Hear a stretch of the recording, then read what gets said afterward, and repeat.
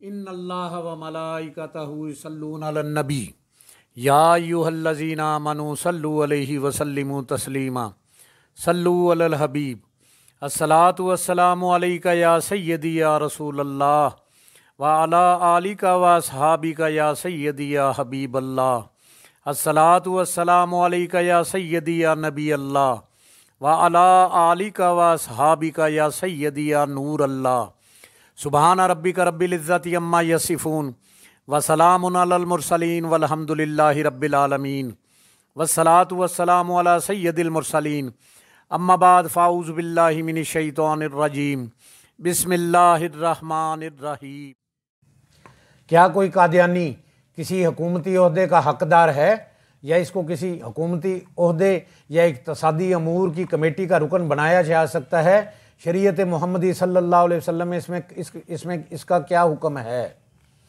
پاکستان جیسی خالصتاً اسلامی بنیادوں پر تشکیل پانے والی ریاست اور مسلم اکثریت والی ریاست میں کسی غیر مسلم کا کلیدی عہدہ دینے کی بھی کبھی حمایت نہیں کی گئی، بلکہ مختلف مواقع پر اس کی مخالفت ہوتی رہی ہے۔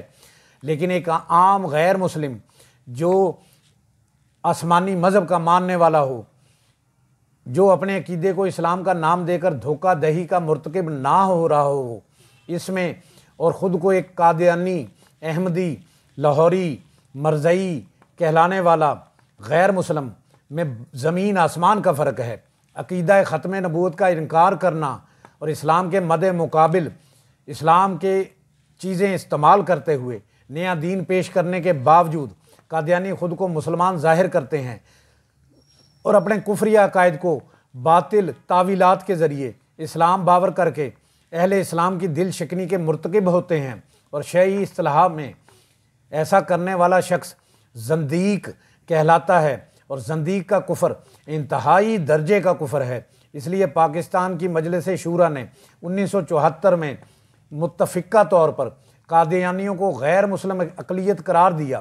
بعد ازاں صدر پاکستان نے تعزیرات پاکستان میں دفعہ 298 بی اور 298 سی کا اضافہ کرتے ہوئے قادیانیوں کو شعائر اسلام کے استعمال اور قادیانیت کی تبلیغ سے مکمل طور پر روک دیا۔ یاد رہے کہ اس قانون سازی سے تقریباً 100 سال قبل قادیانی عام مسلمانوں کو غیر مسلم قرار دے چکے تھے۔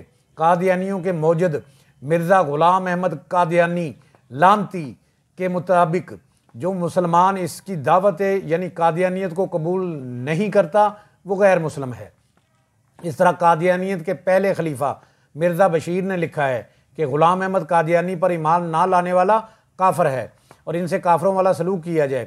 قادیانیوں کی نظر میں ریاست پاکستان کی مجلس شورا نے 1974 کی قانون سازی کر کے ان پر انتہائی ظلم کیا ہے، اور وہ آج بھی خود کو مسلمان کہتے ہیں، بلکہ صرف خود کو ہی مسلمان نہیں سمجھتے بلکہ اہل اسلام ان کی نظر میں ظالم اور غاضب ہیں اور کافر ہیں اور ان کا حق چھیننے والے ہیں۔ اس صورتحال میں کوئی بھی صاحب دانش عقل مند جس کو نبی پاک صلی اللہ علیہ وسلم سے پیار ہے قادیانیوں کی ریاست پاکستان سے وفاداری کو زیر غور لائے گا۔ یہی نہیں کہ ان کی وفاداری مشکوک ہے بلکہ وہ اہل پاکستان سے شدید نفرت بھی رکھتے ہیں۔ یہود و ہنود سے بڑھ کر اسلام کے خلاف سازشوں کے جال بنتے رہتے ہیں، اور یہ یہودیوں سے مل کر اسلام کے خلاف چالیں چلتے ہیں۔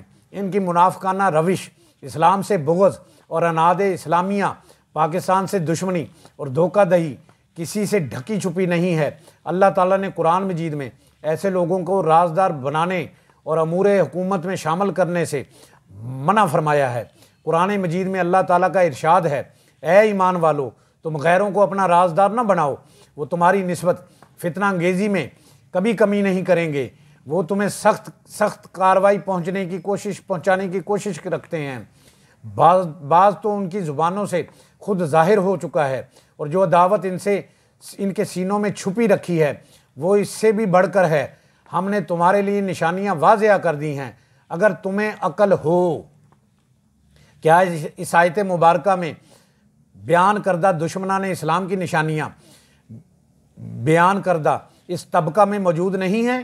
اسے اگلی آیت میں فرمایا، آگاہ ہو جاؤ، تم میں وہ لوگ ہیں ان سے محبت رکھتے ہوں اور تمہیں پسند تک نہیں کرتے، حالانکہ تم سب کتابوں پر ایمان رکھتے ہو، اور جب وہ تم سے ملتے ہیں تو کہتے ہیں ہم ایمان لے آئے ہیں، اور جب اکیلے ہوتے ہیں تو تم پر غصے سے انگلیاں چباتے ہیں۔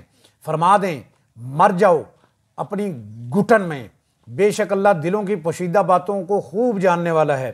ان آیات سے واضح ہوتا ہے کہ دشمنان اسلام اور اسلامیہ کہ چاہے کتنا ہی ماہر اور شہرت یافتہ ہو، اسے کسی بھی حکومتی عہدے پر فائز کرنا ایک کم عقلی اور شرن اور عقل درست نہیں ہے اور انتہائی ناجائز عمل ہے۔ اللہ پاک سے دعا ہے جن سے وہ پیار کرتا ہے ہمیں ان کا ادب عطا کرے، اپنے نیک بندوں کی صحبت عطا فرمائے، ہمیں بادب بعمل عاشق رسول بنائے۔ اللہ کریم ہمیں راہ حق پر چلنے کی، حق بات کہنے کی، سننے کی اور اس پر عمل کرنے کی توفیق عطا فرمائے۔ ہم سب کی جان آقا کریم صلی اللہ علیہ وآلہ وسلم کا فرمان عالی شان ہے، جو شخص میری امت میں نیکی پھیلائے یا اچھی بات پہنچائے اللہ اس سے پیار کرتا ہے اور جنت اس کا مقدر ہے۔ گناہ گار ہیں، بدکار ہیں، سیاہ کار ہیں میرے مولا، جو بھی ہیں تیرے محبوب کی امت میں سے ہیں۔ یا الہی کر کرم کروا کرم، دونوں جہاں میں رکھ شرم۔ جس کسی نے بھی دعا کے واسطے یا رب کہا، کر دے پوری آرزو ہر بے کس و مجبور کی۔ جس کسی نے بھی دعا کے واسطے یا رب کہا، کر دے پوری آرزو ہر بے کس و مجبور کی۔ آمین بجاہ نبی الکریم الامین، وآخر دعواہم ان الحمد للہ رب العالمین۔